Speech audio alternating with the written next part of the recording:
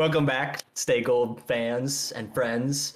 Another PTA Director's Dive coming at you. You knew it was coming. This time we got There Will Be Blood. And boy, was there some blood, let me tell you. High octane, high intensity acting and writing in this movie. My second watch through, I think I enjoyed it more so, as much, just not, if not more so. And I think after Punch Drunk Love, I told you guys, like, hit peak for me, PTA. This one debatably 5 stars for me too, man. I had it at 4 previously. I bumped it up to 4.5, but like, this is a masterpiece. I feel like in many ways, and for PTA probably too. I'm sure I don't know. Maybe he doesn't say. But what do you guys think?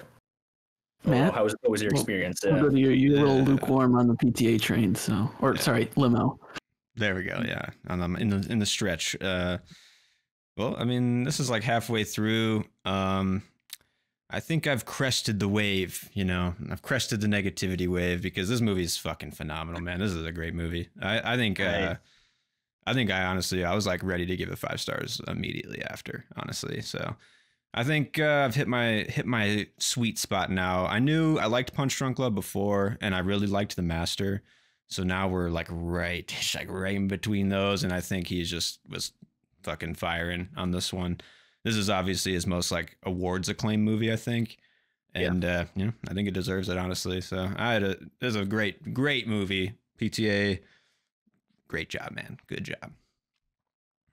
PTA has the fucking sauce. I mean, he was always up in my like top 5 filmmakers, but now he's definitely a number 2 for me. I mean, these watch throughs are just paying off.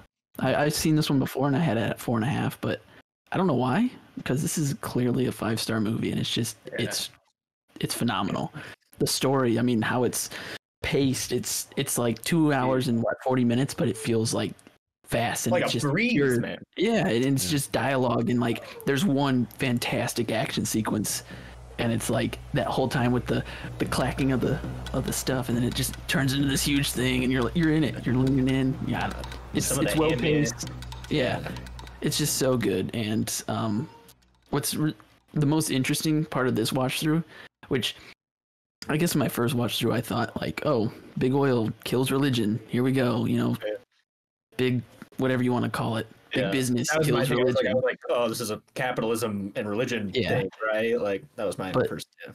Honestly, the competition in me thing is like, it's not, these are both lucrative things to get into. I mean, big oil, business, capitalism, and religion. I mean, with religion, you're not getting taxed. You're getting this money. I mean, some of the hugest televangelists, look at Kenneth Copeland, worth like $700 million that we know of, doesn't pay any property tax, any of that, because he built his property on his church and stuff. And why does he do it? Because of power. So that's how it's like Eli is like Daniel Plainfield.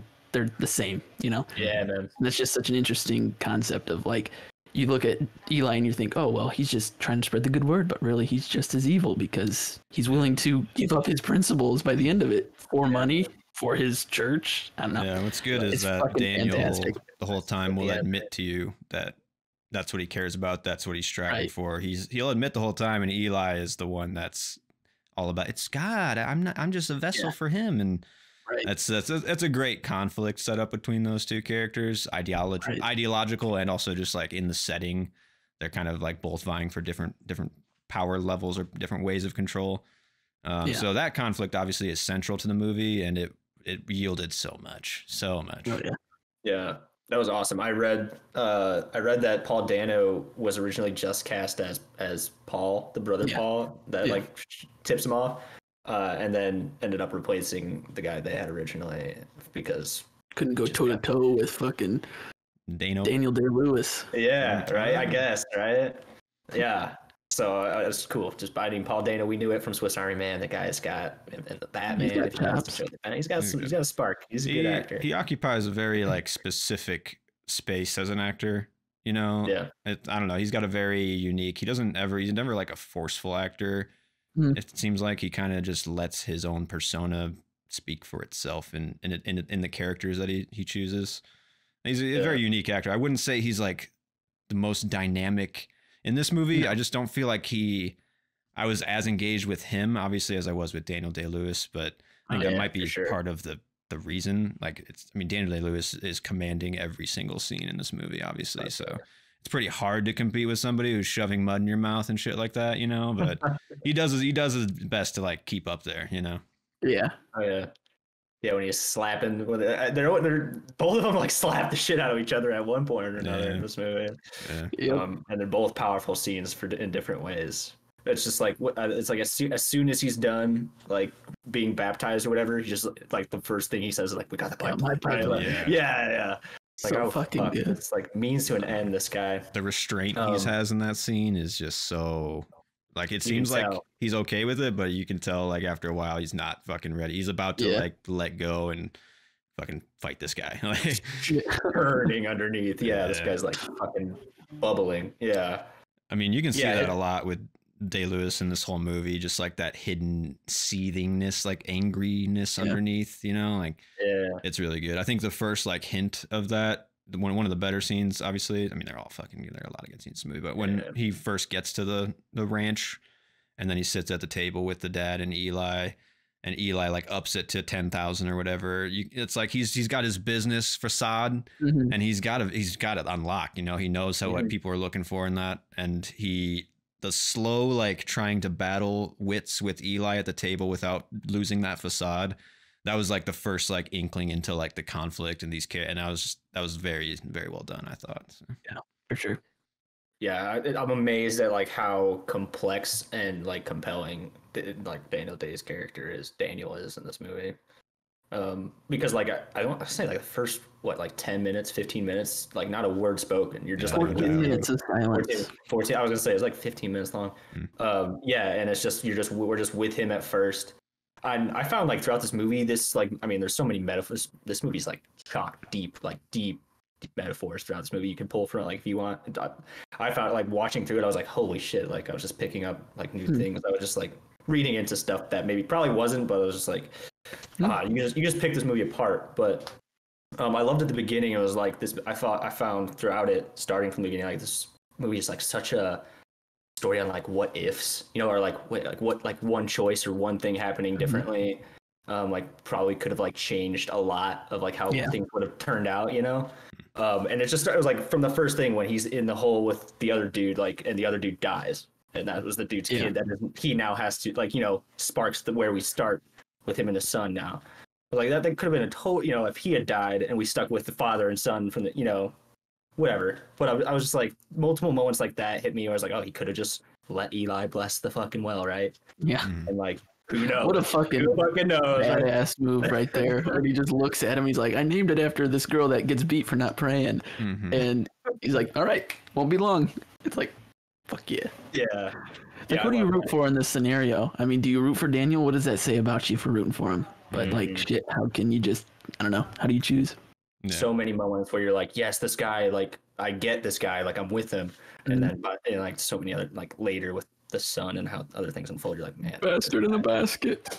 Yeah, like, fuck, I can't root for this guy anymore. He's just... I mean, they make it hard to root for him, but I think like some of the moments that PTA puts in here are very, you know, this is what art is supposed to be about. Like when the kid sets like the house on fire and he runs outside, and there's like the moment of like Daniel Day-Lewis deciding like basically if he's gonna be this angry with the kid, you know, and then he chases the kid. Like I think those moments are like pretty solid to show you that there's like there is humanity in this character, but he's dealing with all the same human struggles, especially through the capitalist lens too, you know, of like growth and like trying to gain all the power.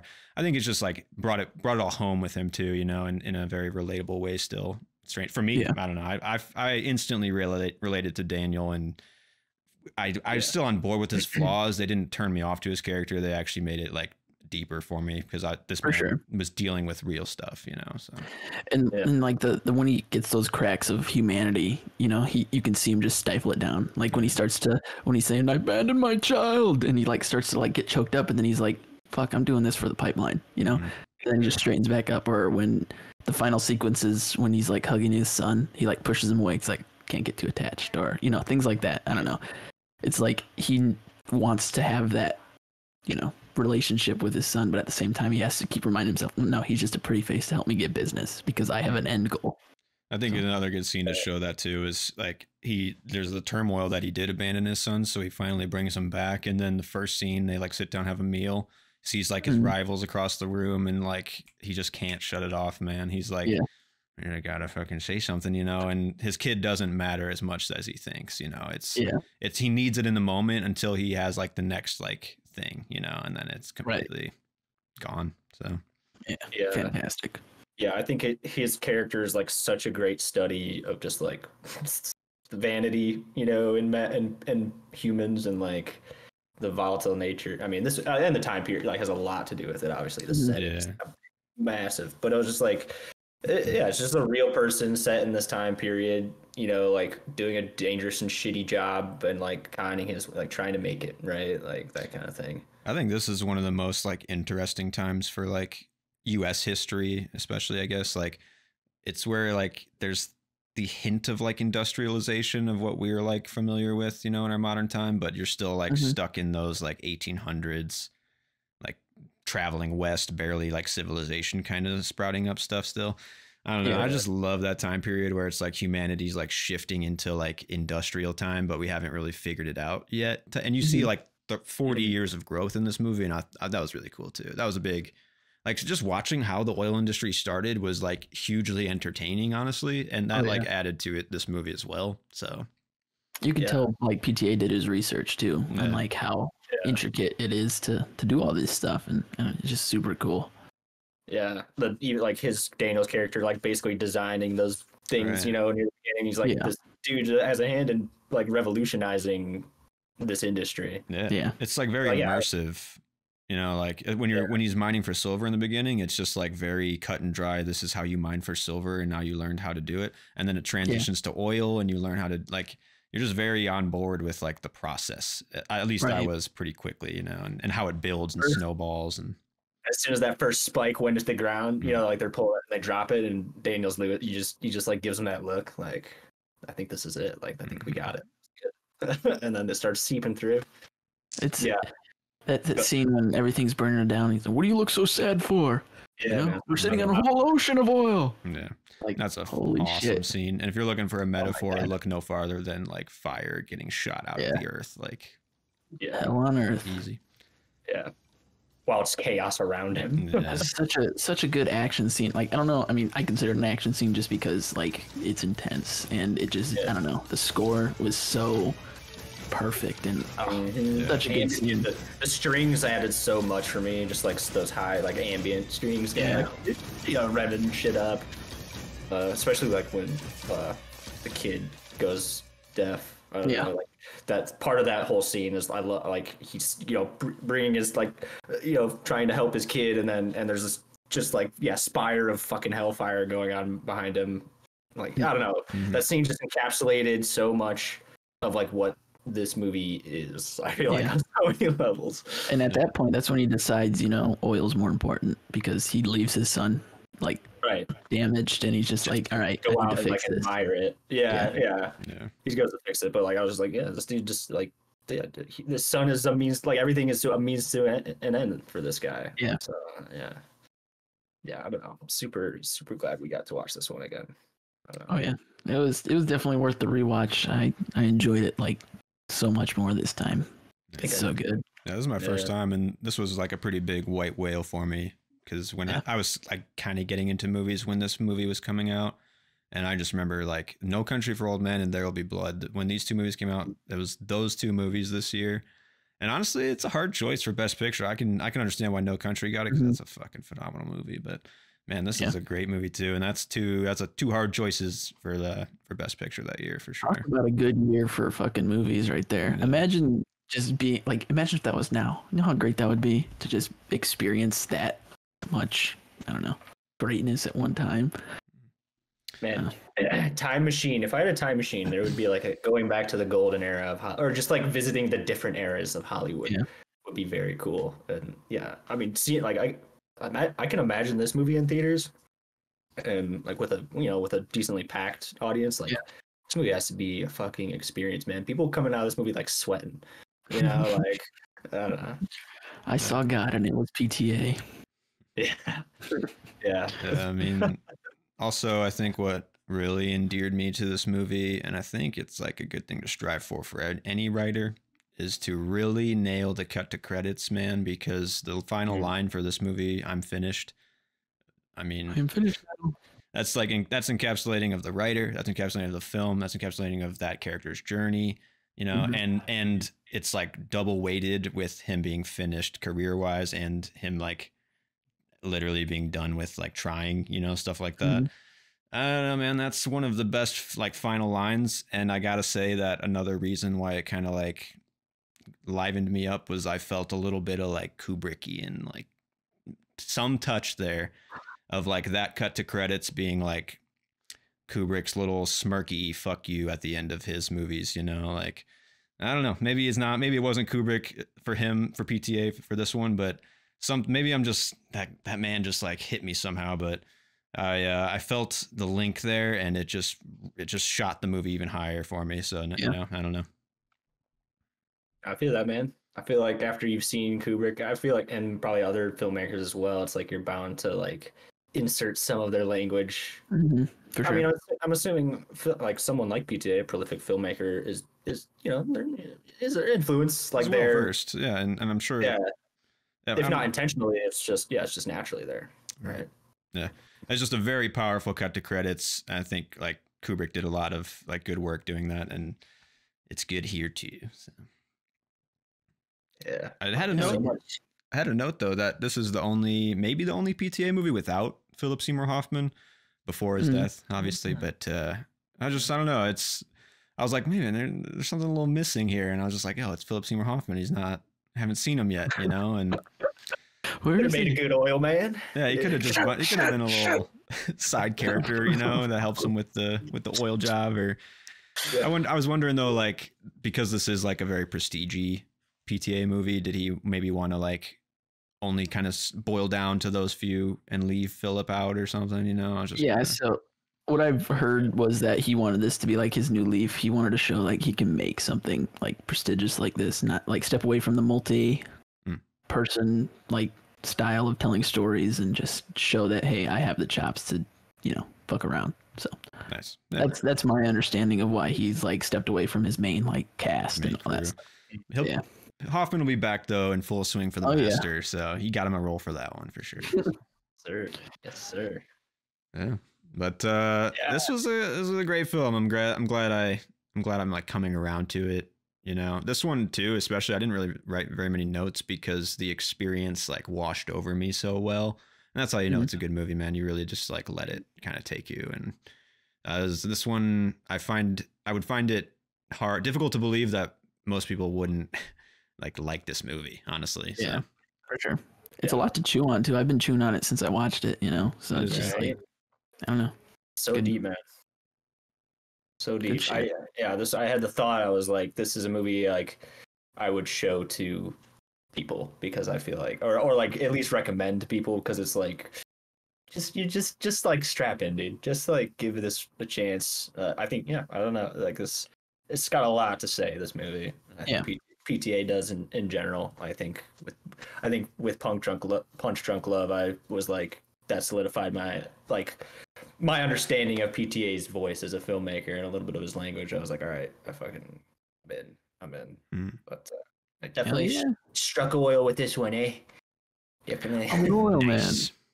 Yeah, slick fella. Well, we're over halfway through now, right? PTA. Yeah, halfway done. So join us for the Master next week. Still on the road. Do we at a stoplight, or I guess if this one's so good, we got to be hitting a green light, right? In the limo. Yeah, we just hit the freeway, man. Let's go. Jams.